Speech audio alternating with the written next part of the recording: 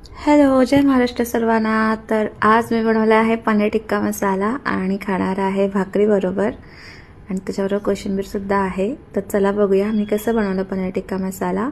तर त्यासाठी मी घेतलेलं आहे असं काही साहित्य: 100 ग्राम पनीर, छोटा कांदा, अर्धी शिमला मिरची, एक टोमॅटो, कोथिंबीर चिरलेली, बारीक मिरची, 2 प्रकारच्या ग्रेव्ही, तेल, मीठ आणि मोठी मिरची.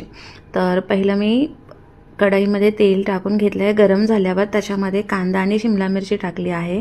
ती व्यवस्थित परतून झाल्यानंतर त्याच्यामध्ये टाकलेले आहे टमॅटोज वगैरे व्यवस्थित परतून झाल्यानंतर त्याच्यामध्ये टाकलेले आहेत बारीक चिरलेली मिरची आणि मोठ्या मिरच्या आणि त्याच्यानंतर ही कांदा टोमॅटोची प्युरी टाकलेली आहे. हे मसाल्याची ग्रेव्ही आहे. हे सगळं एकत्र व्यवस्थित मिक्स करून घेतल्यानंतर अशा प्रकारे काही ते दिसत आहे. आणि मग आपण त्याच्यामध्ये टाकणार आहे 100 ग्रॅम मोठं चिरलेलं पनीर, कापलेलं पनीर.